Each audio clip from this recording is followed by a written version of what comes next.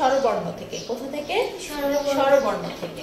তাহলে স্বরবর্ণ থেকে যদি স্বরের শব্দটা এসে থাকে, আমরা যদি এটার সাথে স্বরের শব্দটা বলি, স্বরে অ, স্বরে আ, তাহলে এগুলোর আগেও স্বরের শব্দটা বলা উচিত না?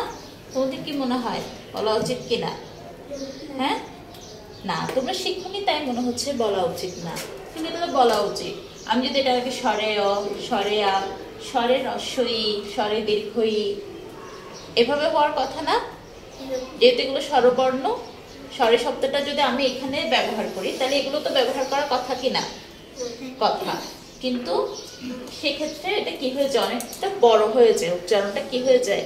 অনেকটা বড় হয়ে যায়। কিন্তু আমরা কি পছন্দ করি? শর্টকাট। কি পছন্দ করি? শর্টকাট পছন্দ করি। সেই জন্য আমরা স্বরের শব্দটা আজকে থেকে বলবো না। কি করব? স্বরের শব্দটা বলবো না। এটাকে বলবো কেবলমাত্র অ। কি বলবো? অ। এটাকে বলবো আ। এটা হচ্ছে হ্রস্ব ই। এটাকে আমরা অনেকে রস্যি টস্যি অনেক কিছু বলি। এটা শুদ্ধ উচ্চারণ হচ্ছে, সেটা আমরা মানে উচ্চারণটা ভুল ভাবে করি। তোমরা যেটা বলো সেটা ঠিক, কিন্তু উচ্চারণগত ভুল। সেজন্য এটাকে আমরা আজকে থেকে বলবো হ্রস্ব ই। কি বলবো? হ্রস্ব ই। দীর্ঘ ই। হ্রস্ব উ, দীর্ঘ উ। আবার অ, আ, হ্রস্ব ই, দীর্ঘ ই, হ্রস্ব উ, দীর্ঘ উ।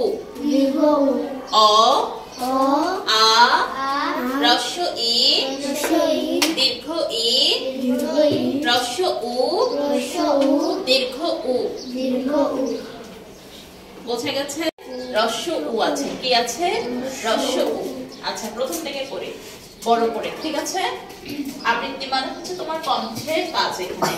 তাহলে কণ্ঠটা যদি আমরা ঠিকভাবে ব্যবহার না করি, এই ক্লাস করে কোনো লাভ আছে?